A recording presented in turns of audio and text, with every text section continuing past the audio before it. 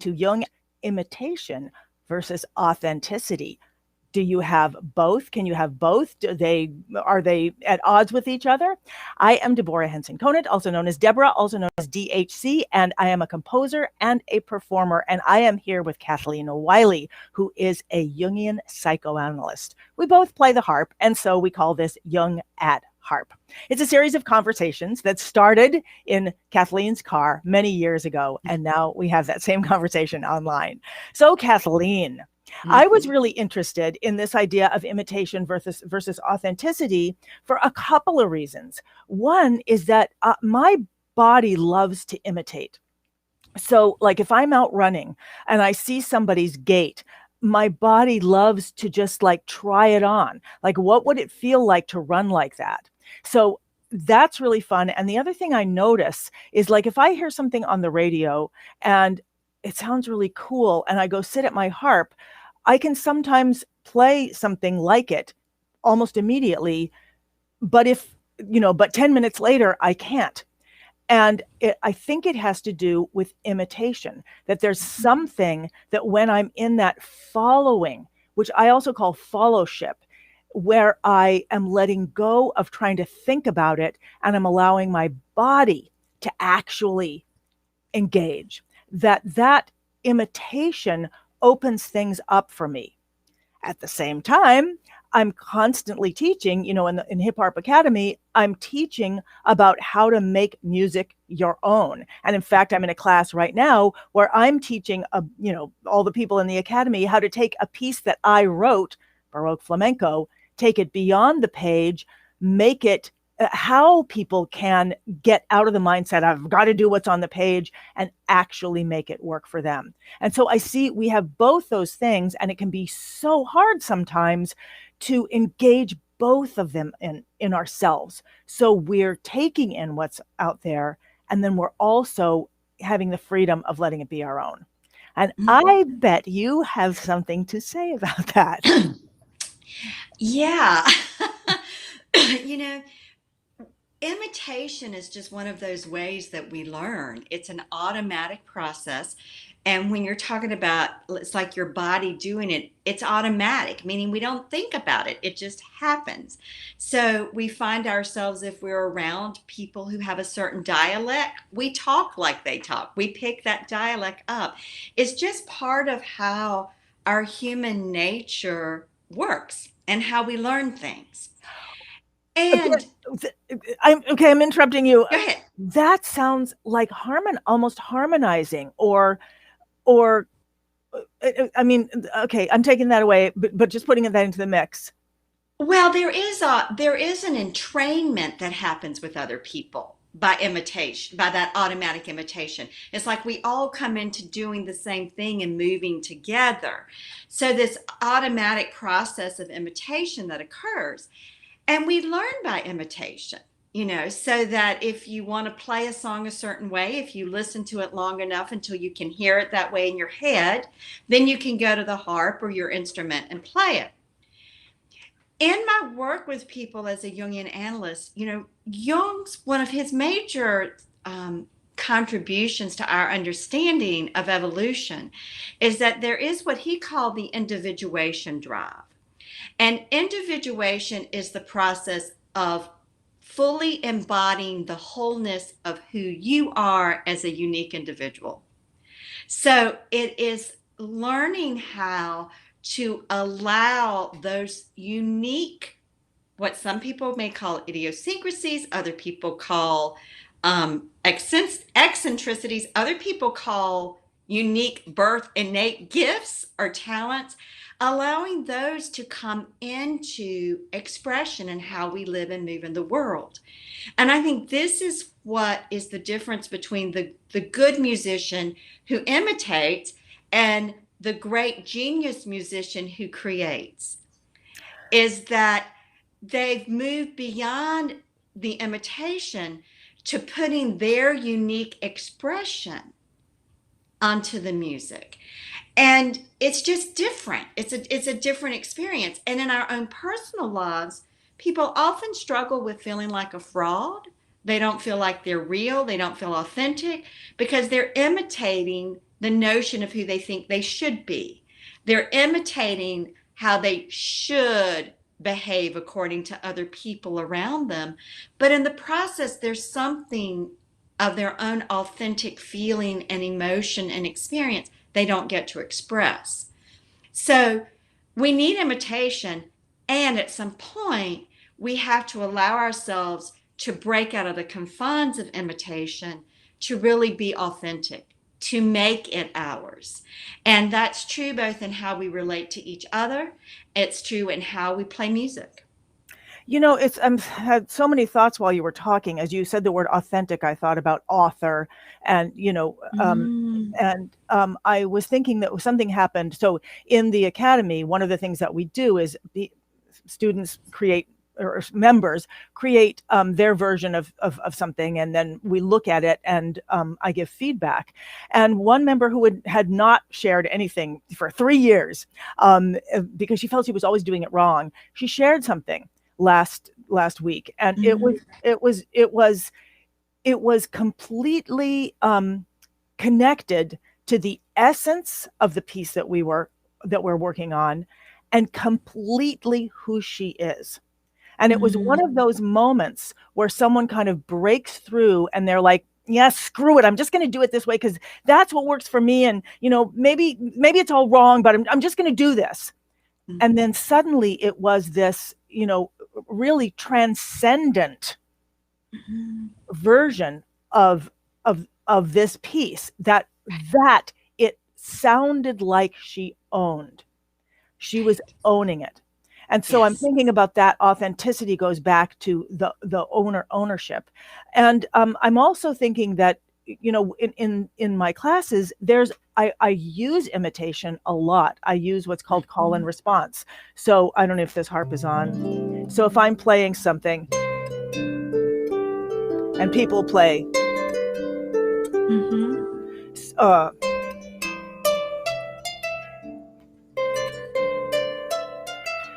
and just to get the feeling of something. And what I'm constantly encouraging people is it's not about repeating it. Because if I go and you go, that you're still using the fellowship of imitation without getting into the anxiety of I have to make it exactly like this. So I think this is the thing that's so interesting to me about imitation versus authenticity, when in fact, and I chose to write it that way because I actually think this idea of fellowship is so powerful in us being able to get into our bodies, an understanding of what other people understand about music or about something, so that we're not alone, like I'm going to figure it out myself, and I'm going to figure it out, and it's going to be blah, blah, blah, blah. But that, I mean, it's what I love about couples dancing is how can I stop thinking and allow my body? And that's another part of this, is that when people are working on a piece of mine or in a class of mine, and I will say to them, do what I do, do it. But if you find yourself doing something different because it works for you better, don't try to figure it out. But if you find yourself making what you think is a mistake because it's so much easier for you, go with that, because that's your way. Your body has just shown you something. So I guess how these fit together, how imitation and authenticity can actually engage each other. That's what I'm. Yeah, well, I mean, we learn by imitation. So think about it. Yeah. I mean, everything we learn by imitation. So when we're in the first grade and we're learning to write, we are imitating how the teacher wrote, or we are imitating the letter in our writing book. So imitation is not bad. We need it. We learn that way. If we stay in imitation, we're limited. Isn't that a Freudian slip? Yeah. ultimately, if we limit ourselves only to imitation, then we end up staying disconnected from those unique bits of ourself, of our authentic self, and they never get to be expressed because it won't fit in the limits of what we're imitating. But if we imitate until, as your student did, she imitated until finally she said, I just can't do this. This is what's coming through for me. Something had begun to shift from, in my mind, from imitating to following. She was following your lead, but she was doing her own response that came from within her body mind. And thus it became something authentic to her. And that is what we all so desperately want in our lives, because otherwise, I mean, Jung says, if we don't embody the essential that we are, then life is wasted. Well, And you're bringing up this word essential, and I've been yeah. thinking a lot about it because that is what she did, and that's what I'm encouraging everybody to always do. Mm-hmm. I'm going to try to show you the essential. Like, I'm going to take you beyond what's the page. I'm going to break it down to the skeleton so you see what's the essential, so that then you can allow your authentic creativity to build on that. Mm-hmm. And that's great. And I love teaching that, because I can see the essential in music. It's all, I hear it and it's all, like, oh, that's what's actually happening here. All that's happening, I'm always saying, like, it was something like this, like, oh, whoa, that's way out of tune. But it doesn't matter.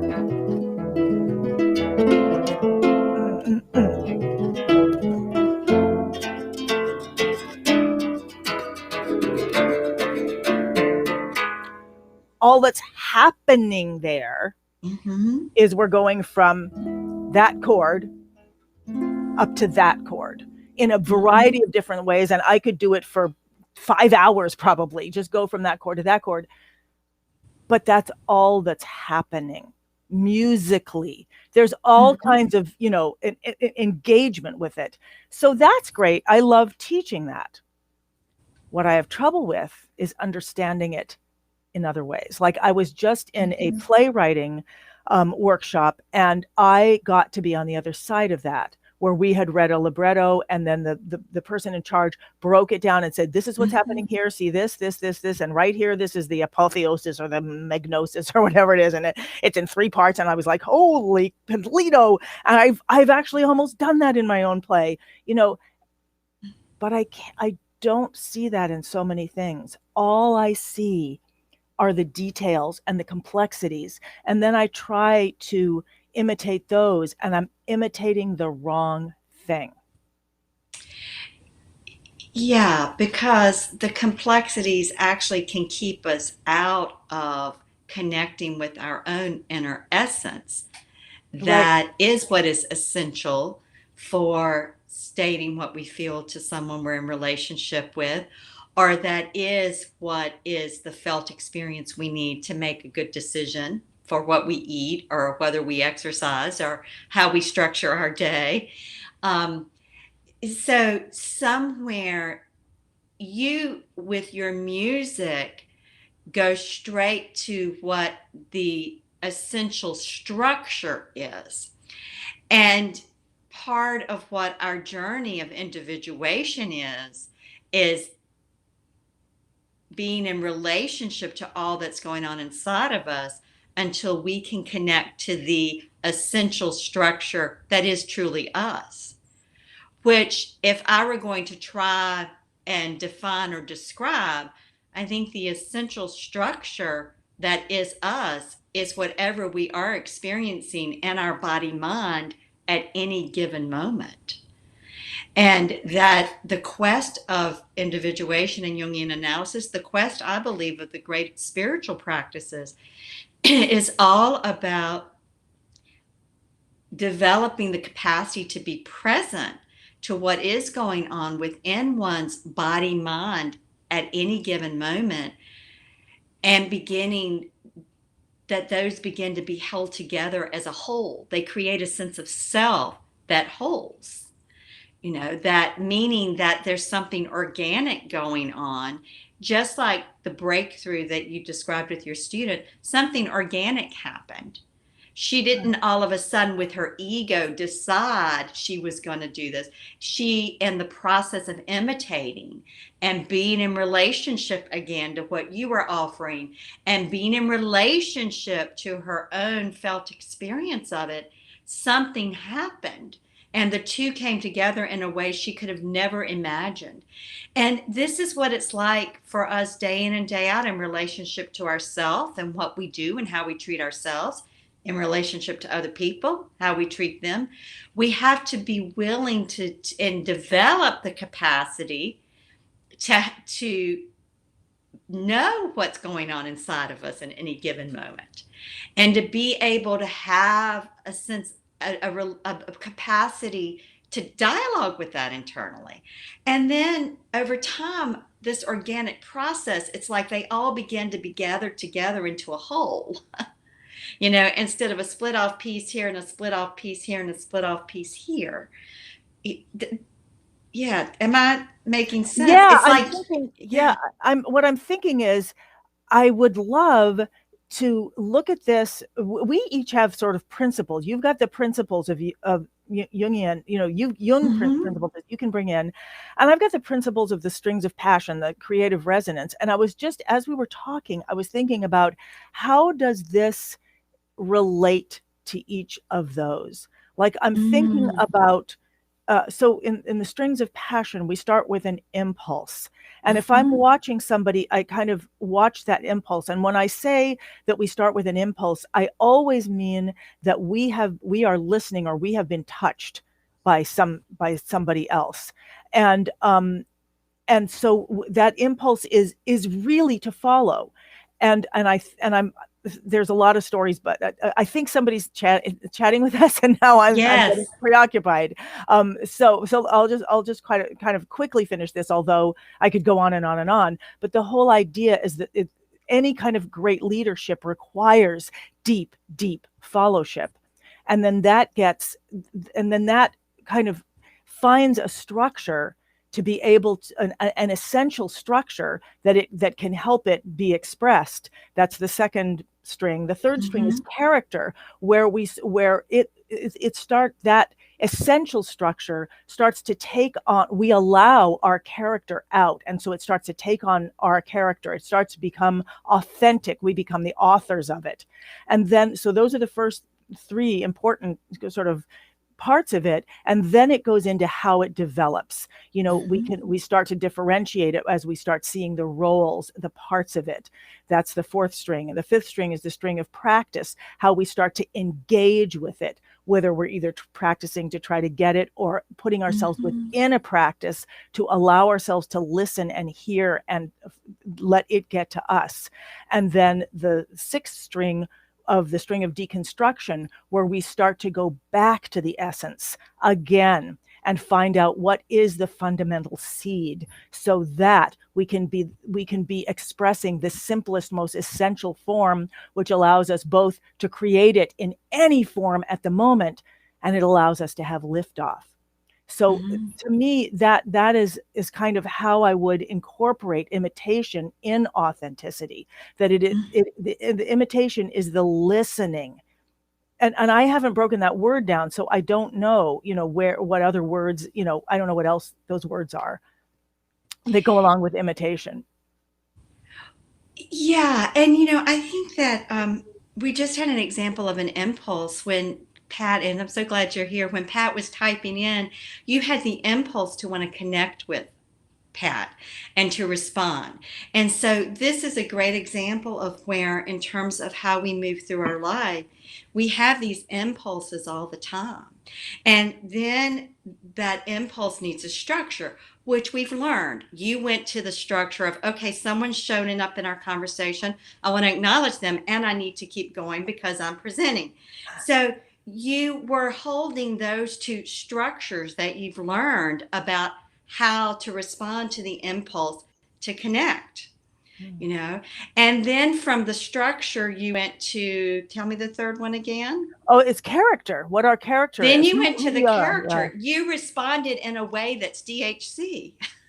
Right. And that may change over time. Right. So that the But character is flexible and always evolving. Right. that's right. And so, and then I'm just going to jump to the sixth ring of deconstruction. So now here I am deconstructing what just happened. It's like, okay, how did this play out? And that this is part of what we do in terms of being able to understand our own relational patterns, whether it's relationship with ourselves or other people, is we track our impulses. We track the automatic structures, the shoulds, musts, and ought tos of how we respond. We then look at the character that we assume in action. And is that character really us, or is it something that's a fraud? Because we're really having totally different experience that isn't congruent with the structure we've internalized, but we don't feel safe or free to do anything different. So then we get on down to deconstruction, which I do all the time with the people I work with, and we look at, okay, what was going on back there? What was the essence of your own character in that moment? Your own felt response that you wanted to express but couldn't? And what are these structures you've adopted that limit you and keep you being a fraud?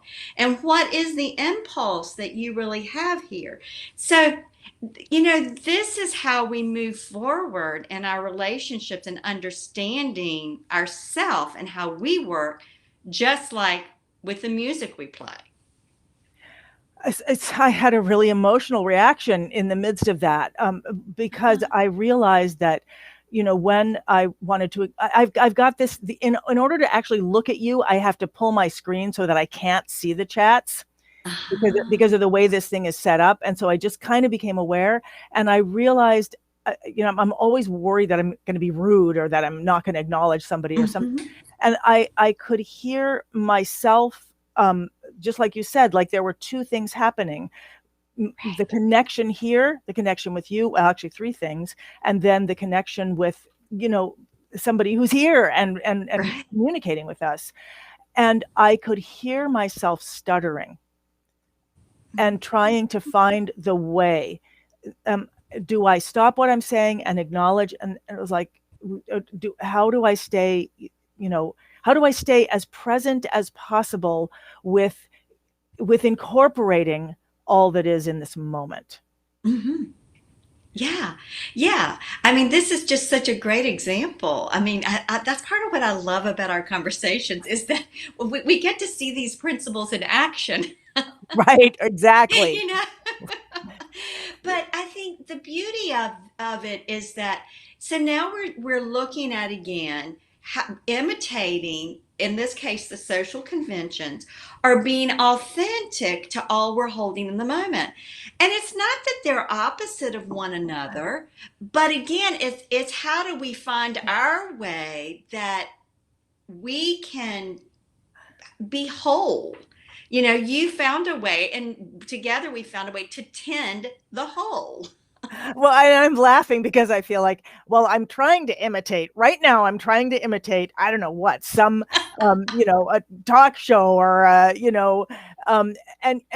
yet, and at the same time, that I'm trying to imitate, and yet I'm also very present to sitting in your car and in the sunlight and being aware this is a conversation I want to keep having.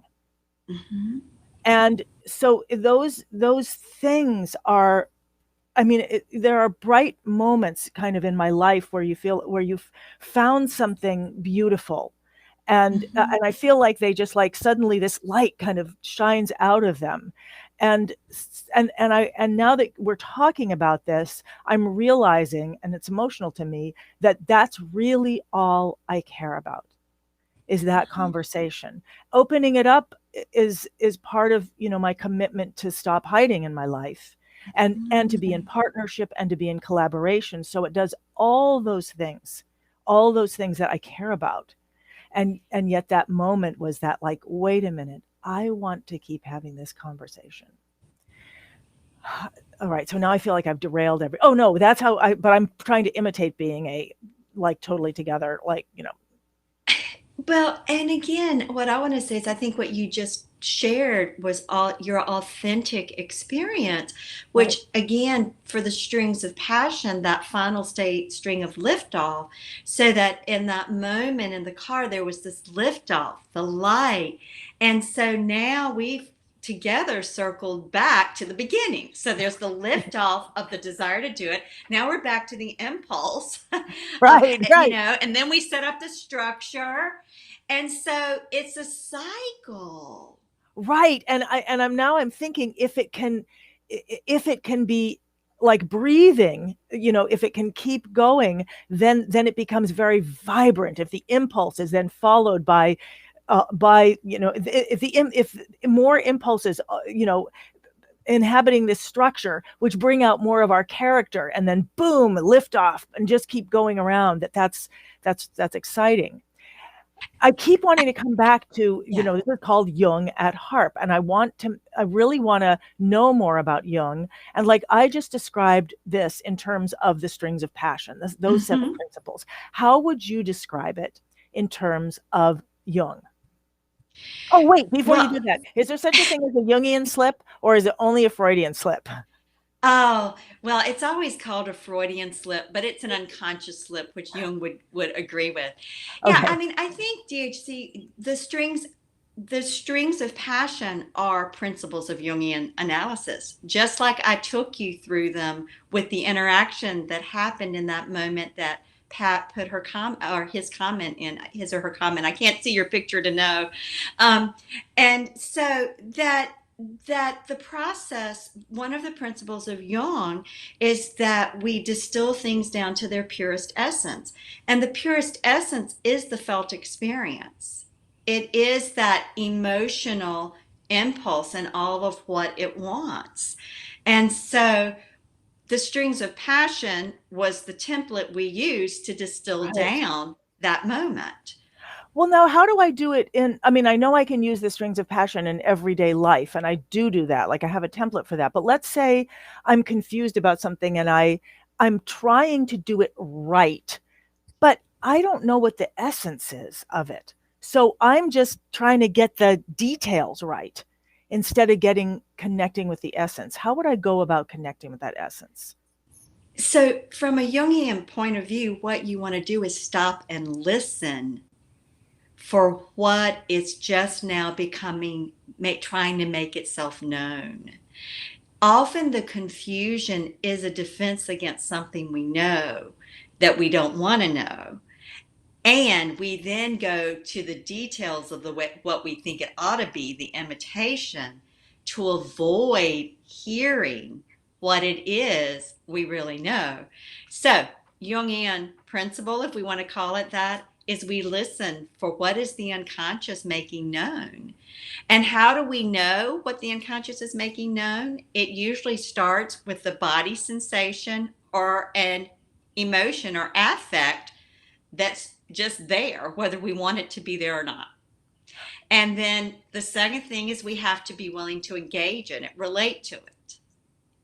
So when you say it's there whether we want it to be there or not, like for example, like do you see one I'm doing right now that may be there whether I want it to be there or not? I'm it's fine. I don't care. You can say Well, anything. if we just use your example that you're going through life and you're confused about something, and so then you go to the details.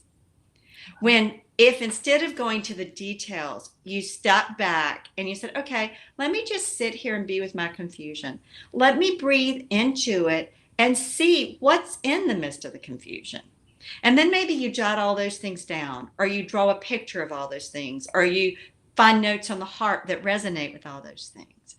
That by being willing to even tolerate the state of confusion as having something to say to you, you begin to listen for the deeper, authentic self that might be underneath, behind, hidden by the confusion. So what I hear you saying in your examples is play with the confusion. Oh, that's a great word for it. Yes, play with it, dance Now, with it. Right. Now, I love that idea. And I mean, honestly, I don't know. I just don't even know how to break it down.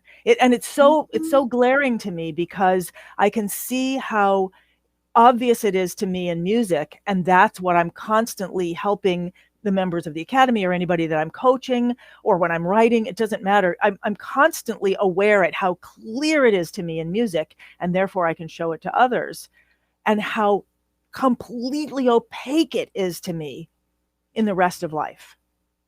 Like cleaning my house. I don't know what's essential and what isn't essential.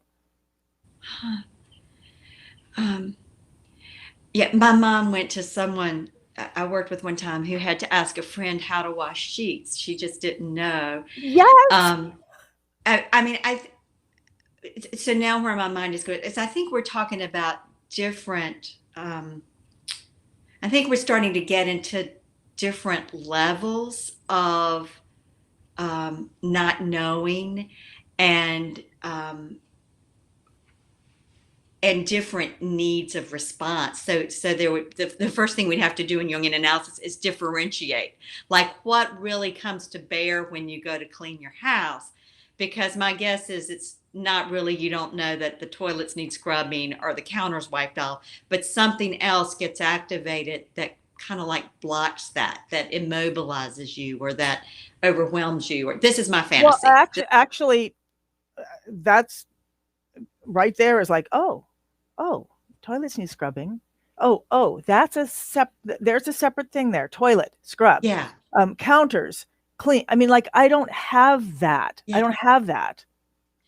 So sometimes then people do need, and this is where imitation is helpful, is you go to the internet and you Google and you look at basic household chores, or you go to the great latest popular help book on cleaning, how to keep your house clean, and you get it and you print I yourself a worksheet and no. you follow it. I See, mean, but there's some. that's when I start obsessing about the details. If I go and I try to find out the right way to do this, I can even feel my stomach churning even when you uh, say this. The minute I try to find the right way to do this, I am lost.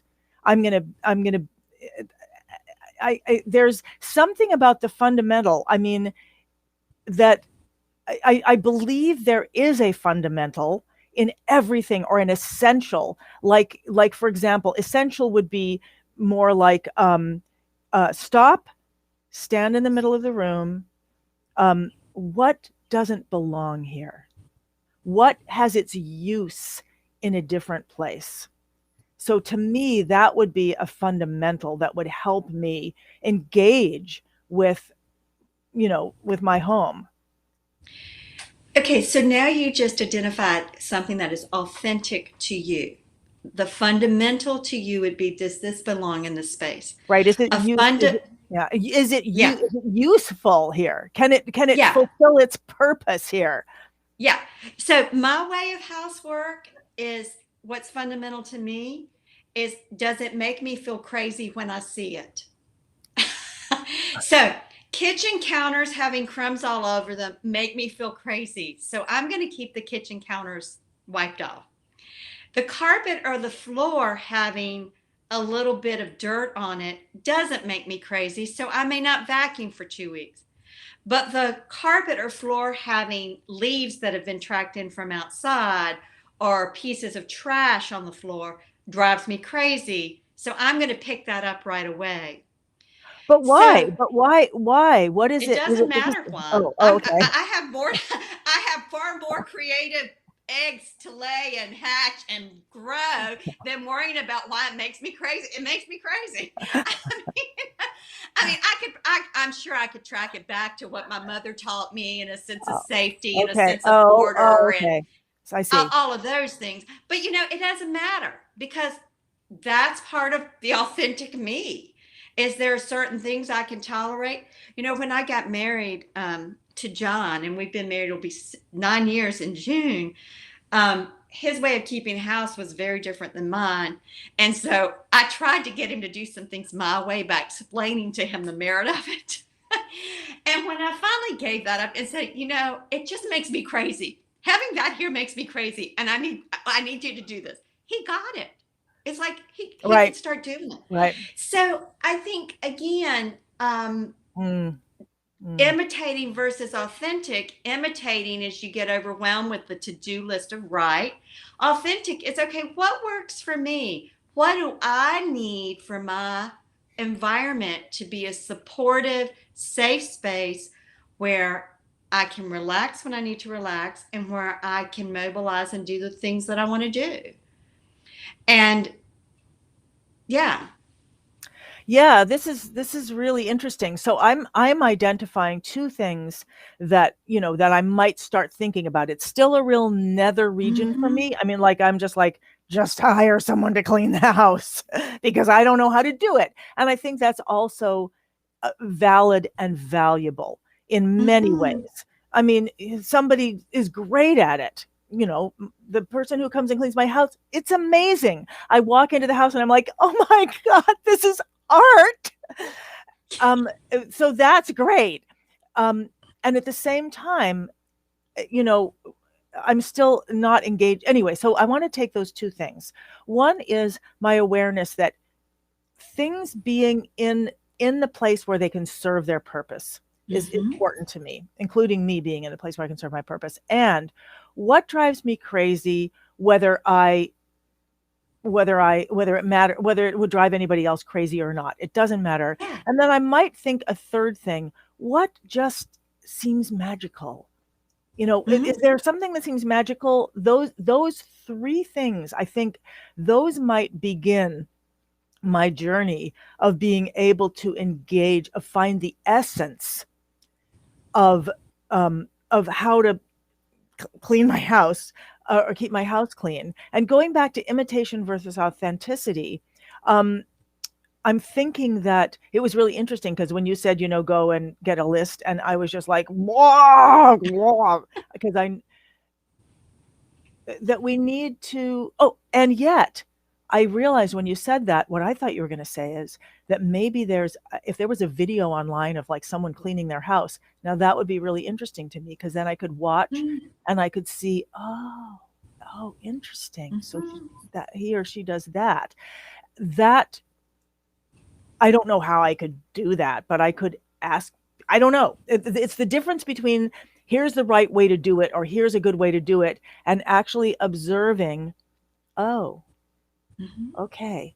And then also asking the questions of how does it work for me? How does it feel like it works?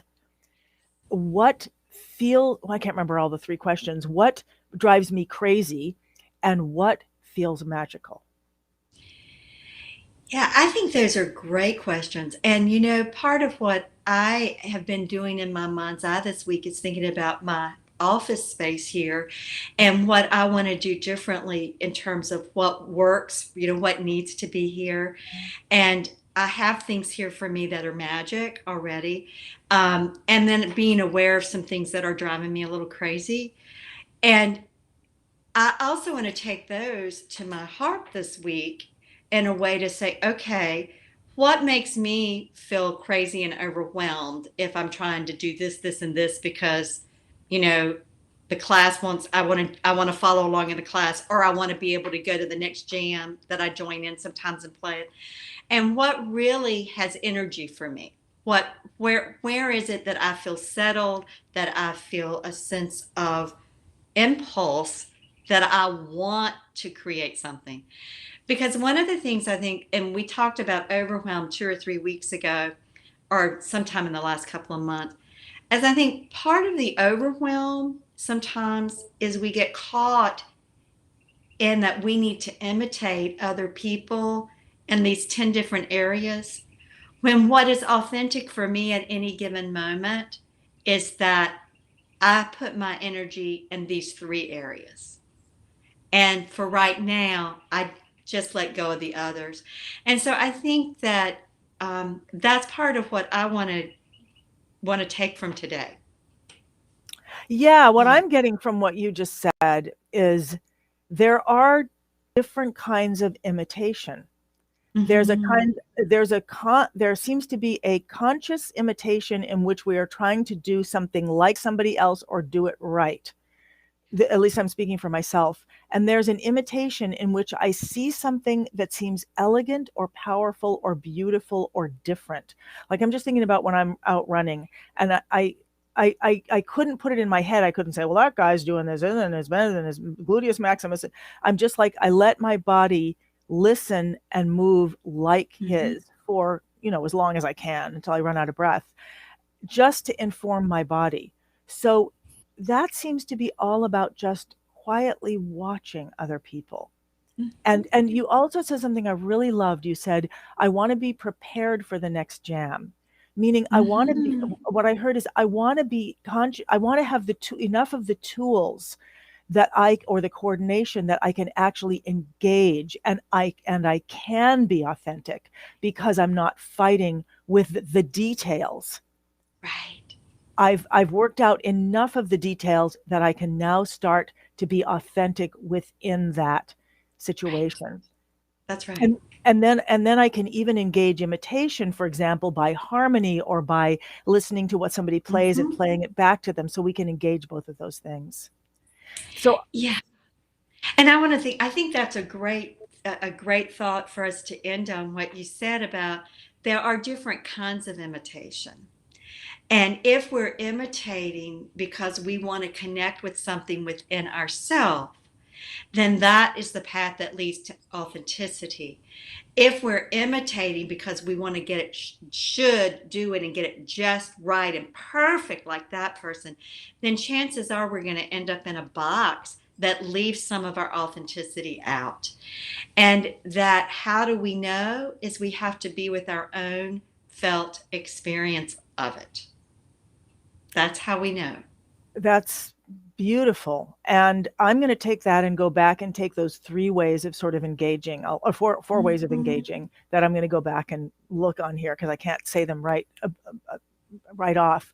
I'm going to go look at those and also really think about that, what you just said about imitation, about where am I trying to get it right by imitating, and where am I allowing myself to open up or resonate. Where am I looking for the resonance in myself? And that's what's going on, and that I'm engaging the power of my fellowship in opening me up. Yes. Thank you, Kathleen, for another wonderful conversation. And thank you to everyone who's been here. And thank you, Pat, for your comment and for engaging with us as we learn how to finally, engage comments. And I look forward, Kathleen, to seeing you again next week. Okay. Have a great week.